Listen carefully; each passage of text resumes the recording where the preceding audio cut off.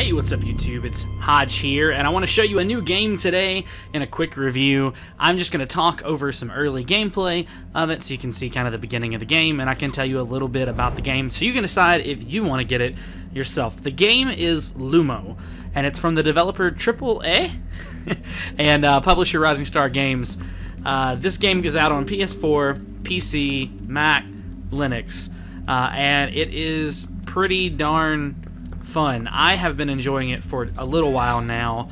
I got an early copy of it so I could play and look at it, and so basically what you're going to see as we go through this beginning of the game is it is an isometric adventure style game, very similar to the old Zelda games with some extra added elements. The art style I absolutely love. It is reminiscent to me of some Final Fantasy type artwork, maybe from 7, 8, or 9. It is also very similar to Zelda, and I think it's gorgeous. I think it's very unique. You get one room at a time, and it is quite fun. Now, when you start the game, you do not have the ability to jump, and so if you've been watching it going, why don't you jump on that or jump over this? I cannot at the moment because I do not have the ability. But I think we'll get there before I end this review. So basically, I've been playing this game for, let's see, like over a week now, and I do quite enjoy it.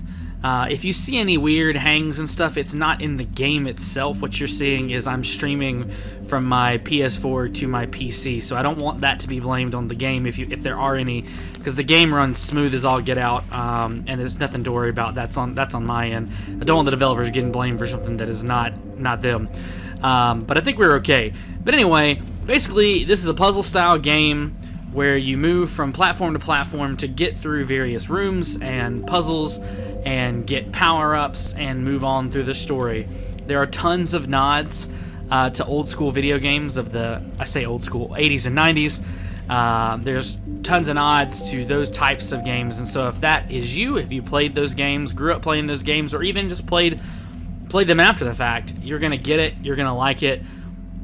It is a gorgeous game, I will give it that for sure. So see, there was a little button puzzle type deal, very Zelda-like, which if you know me, you know that is my jam.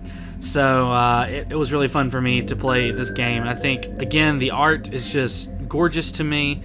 I think it was a very well put together game. Real quick though, I do want to talk about some cons, and there's not a ton, but I do want to be honest of my review of it. For one, I don't feel like it's very well communicated what you need to do on and on. For example, like, I don't know how to get this duck guy here.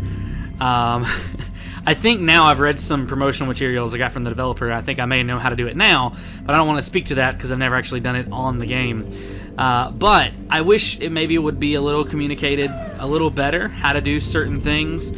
The other thing I wish it would be a little better communicated is where I needed to go next. Now, there is a map as you progress in the game, very similar to like a Zelda style. But again, if you don't really know what you're looking at, you don't really know exactly what it's trying to tell you. Now, admittedly, I've spent, you know, a little while in the game, but kind of short breaks as I was recording footage and doing this and that. And so maybe as you progress the game further, it does a little better to explain to you what's supposed to be happening. But I found myself in the early stages being a little confused. As you can see here, I'm still trying to get this duck. I can't figure it out.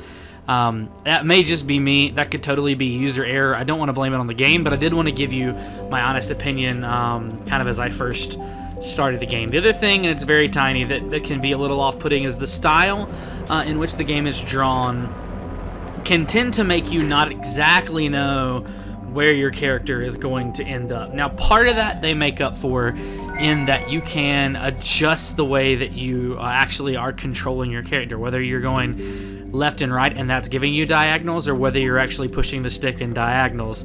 I opted for the diagonals because it made more sense to my brain. But you may do something else and it may work fine for you. That's just me. But I did, again, want you to know where I was coming from. So you can see some of the puzzles are going to require you to push things, jump on things, time things, jump around them, that sort of thing. So it's all, you know, if you've been playing games for a while, these are all pretty standard things for you. So you can easily get in and check it out, and you'll know a little bit of what to do This is kind of where I was talking about. I mean, I do it fine there, but it was a little hard to know where exactly my guy was going to end up, but that's okay. It's kind of part of I think the beauty of a game like this. You do learn that sort of thing.